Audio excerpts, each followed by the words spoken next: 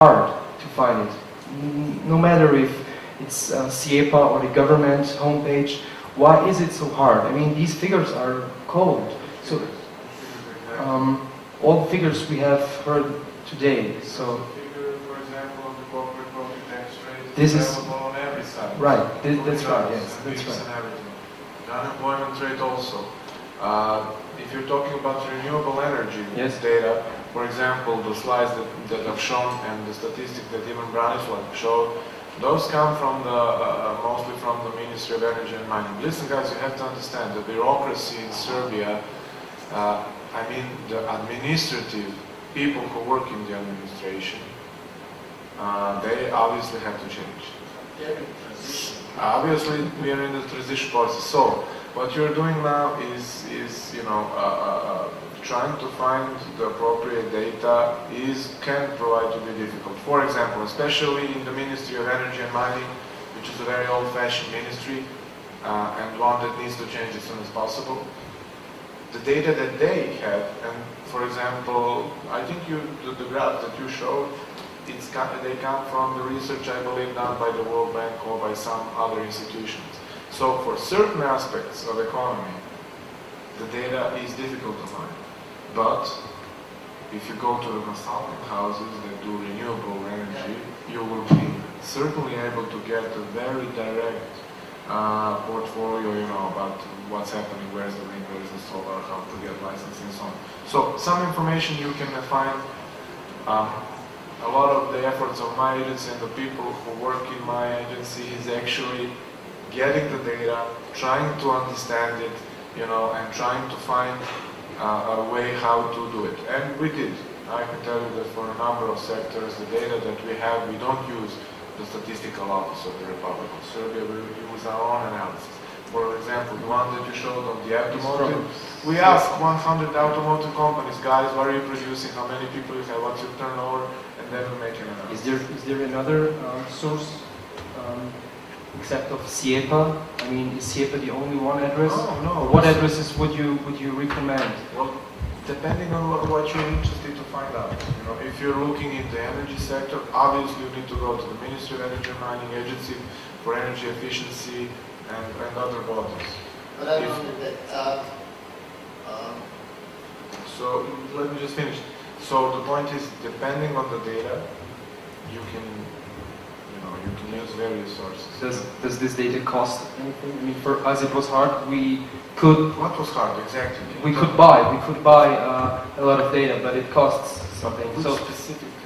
What companies invest exactly in biomass, for example? You can find that information, the ones that we have. Okay. And we track all the investments to our knowledge and to our understanding, and you can find it in our. You can just contact us and you can get that information. Okay, but without contacting, it's not on the homepage. Yeah, well, listen.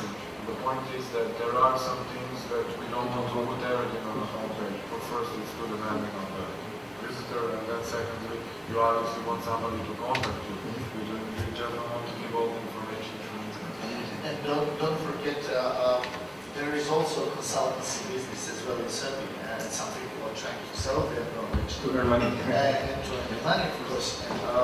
And it's no different in other countries. So if you enter the brand new market where you don't have enough knowledge about, you have to buy the knowledge. That's so simple is that. You know, there is a good story. My previous director, so I was for 9 years in Germany, came back, started immediately a privatization agency of Republic of Serbia, and after that I came to VIP, and my former director asked me, okay, what you're doing now? I told him I'm working with foreign investors. And he said, and what are you telling them? How attractive are we, or what they should do? He said, I have a very good sentence for you. Do you know how every single Tarzan movie is starting? Jungle is full of beauty, but also threats. So that's all full of danger. So that is also for all emerging markets, I believe. As well, if you would try to enter the Russian market and go simply out of blue, trying to establish their business, look, you would have to buy knowledge there. That's how it works. But other than that, I do not understand the corruption. I mean, that is something that I'm really against. And you don't have to pay a bribe in Serbia in order to do the business. That's why the government has established SIEPA, and our provincial government has established us in order to support foreign companies to get all needed information and also to be able to establish good, healthy business in our country. So that's the aim of the game. And simply in order to get the best information is to contact us, because we know if we don't have the information, we can tell you, okay, you will get that kind of information there and there. But as Bojan already told you, for example, for renewables, USA did a lot of studies. Zelen Hamilton, as subcontractor consultant, did a lot of work on renewable energies in order to promote that sector as a future investment sector. Okay, thank you very much. I think you have now first-hand access to very valid information. There was another question from the audience? No, maybe he first and then you can. Yeah, please. No, go ahead. That's fine. Okay, hello. I would like to make a remark to Željko Spasovic's presentation.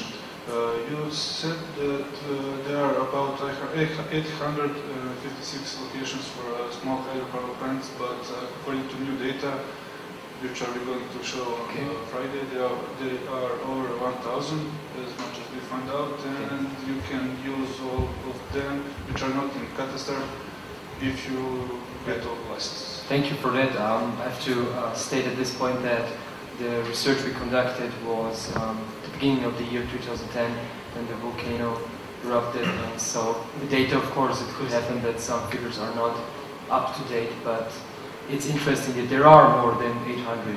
If 1,000, 1,200 doesn't matter, but there are potentials. Thank you for that. And the question which I would address to all of you, you said that after all presentations we saw that Serbia is very attracted to invest in.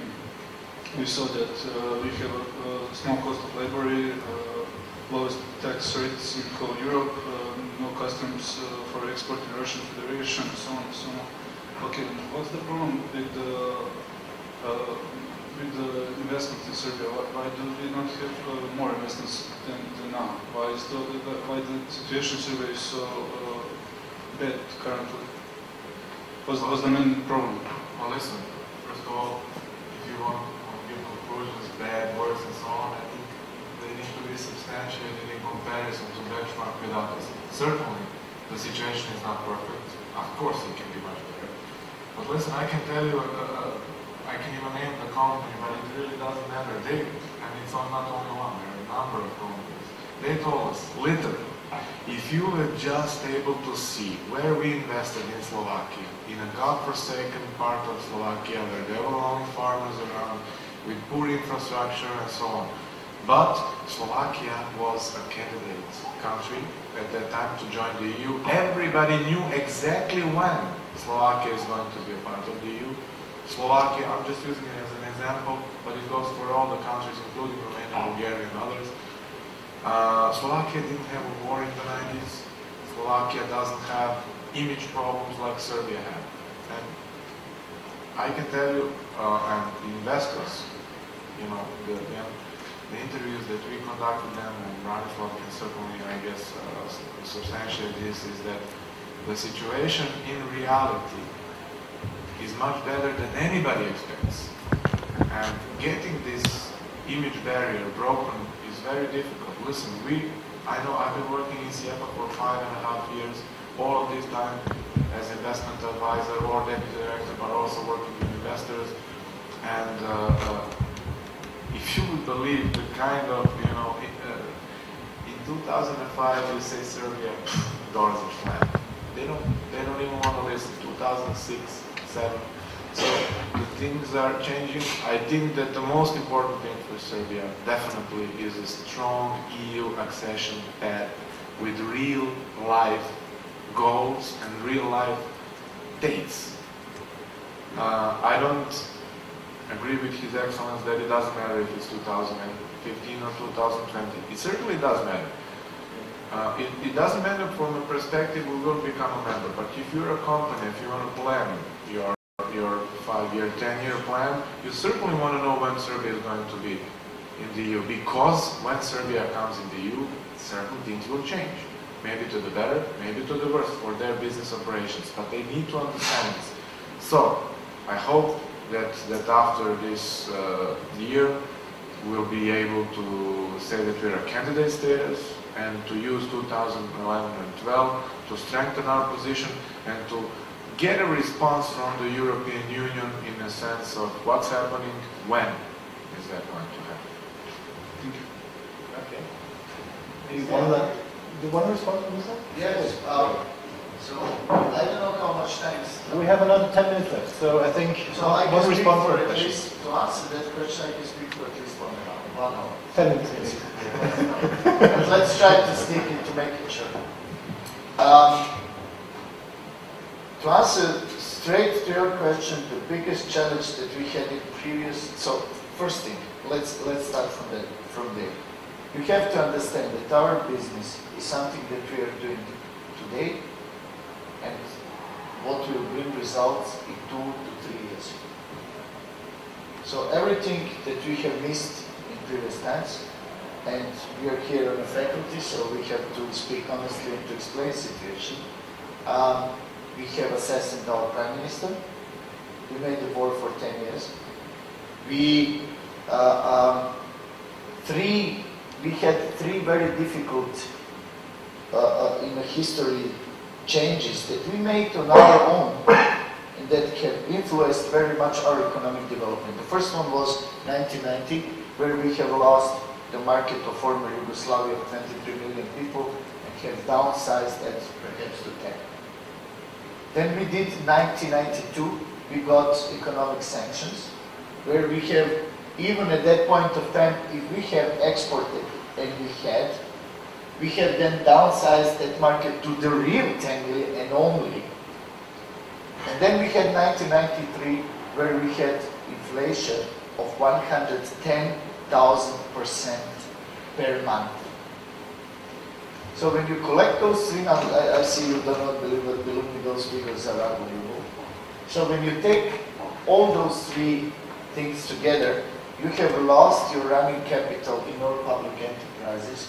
You had to finance certain activities that we had or we could pass. And then we got the year 2000, where we started practically from scratch. At that point of time, the government had to make some decisions what would be the fastest privatization or the best privatization, where we will gain the capital in order to reinvest it in our publicly and not publicly but socially owned companies, that is on German power base, die es in der DDR gab, also volkseigene Betriebe, so hießen sie auch in Serbien.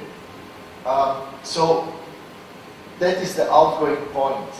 So we started to do something, then the Prime Minister was assassinated, and then we would like to speak about foreign investments. Not possible. During all that period, we are fighting against bad image, because we were the bad guys on Balkans. And the second very important point, we are fighting the impression of political instability. But that political instability in the real life does not exist since the year 2000. So for the past 10 years, we do not have political instability that has changed our economic environment. We don't have it. So, and then, right now, also again from experience taken, the former Eastern European countries, the main change was made as they have got this candidate status. So from that point of time, they have exploded. Romania, Slovakia, Poland, all Bulgaria as well, even though Bulgaria does not have so much FDI, but still they're better than we are. So what we are looking for is to have the time where we will get the candidate status. And we can already today recognize, for example, on the German market, huge difference.